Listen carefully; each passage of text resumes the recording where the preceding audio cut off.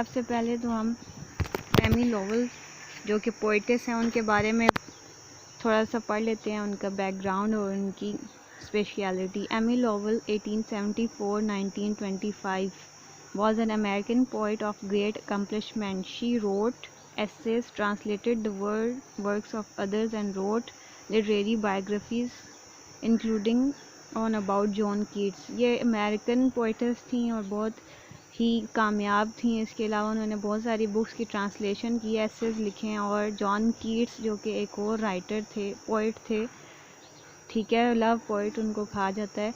25 years में उनकी death हो गई थी। उनकी भी बायोग्राफी इन्होंने लिखी है एमी लॉवेल ने। Her work is full of imagery. Imagery जो है, जैसे जो पेंटर्स होते हैं वो पेंट के साथ पेंट करते हैं, लेकिन जो पोइट होते हैं या फिर राइटर्स होते हैं वो वर्ड्स के साथ पेंट करते हैं। तो पेंटिंग विद वर्ड्स को इमेजरी कहा जाता है। इमेज से ये वर्ड निकला है। So she is known as an imagist poet, कि बहुत ज़्यादा वो एक ख्याल आपके दिमाग में ले आती हैं, क्लियर पिक्चर आ जाती है। Her book words of clock was awarded the Pulitzer Prize in 1926। Pulitzer award जो है वो लिटरेचर में नोबेल प्राइज़ से एक हिस्सा पीछे है या उसके बराबर ही है, ठीक है, और ये इनको मिला है। चलें जी, अंडरस्टैंडिंग द पॉइंट। सबसे पहले पेज नंबर 34 है, words to know. Closet cabinet या अलमारी को कहा जाता है। Hither and there, here and there, shrivel, shrink और विदर, कम हो जाना, ठीक है, सुकड़ जाना। Thrust, push, drive, force. It is only a little twig with a green bird at the end, but if you plant it and water it. ये एक छोटा सा एक पौधा है, इसके ऊपर बिल्कुल छोटे छोटे से बर्ड्स यानी कि पौधे अभी निकल रहे हैं, पत्ते इसके। अगर आप इसको लगाते हैं, इसको पानी देते हैं, and set it where the sun will be above it, it will grow into a tall bush with many flowers. लेकिन अगर आप इसको वहाँ लगाते हैं जहाँ सूरज की रोशनी है, तो ये एक बहुत बड़ी एक बुश बन जाएगी और इसके ऊपर बहुत सारे फ्लावर्स और लीव्स आ जाएंगे। एंड लीव्स विद थ्रस्ट इधर एंड इधर स्पार्कलिंग, और इसके ऊपर लीव्स आएंगे जो इधर उधर लहलहा रहे होंगे और चमक रहे होंगे सूरज की रोशनी में।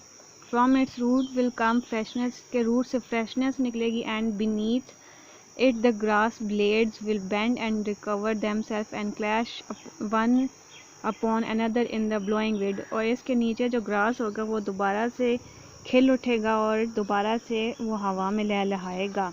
But if you take my twig and throw it into a closet with mouse traps and blunted tool। लेकिन अगर आप इस ट्विग को किसी कबर्ड में फेंक देंगे जहाँ पे माउस ट्रैप्स है और बहुत सारे अनयूजेबल या रस्टिक टूल्स पड़े हैं, तो क्या होगा? It will shrivel and waste. ये बिल्कुल सूख जाएगी, ठीक है, और इसके अलावा ये वेस्ट बन जाएगी। And some day when you open the door you will think it an old twisted nail and sweep it into the dustbin with other rubbish. और फिर जब आप किसी दिन कबर्ड का दरवाज़ा खोलेंगे तो आपको लगेगा ये एक सूखी हुई कोई रस्टिक या जंग लगी हुई कील है, ठीक है, और इसको आप डस्टबिन में फेंक देंगे बाकी तमाम जितनी भी रबिश है उसके साथ। ये किसने लिखी है जी? पोएम एमी लॉवेल ने लिखी है, पेज नंबर 34।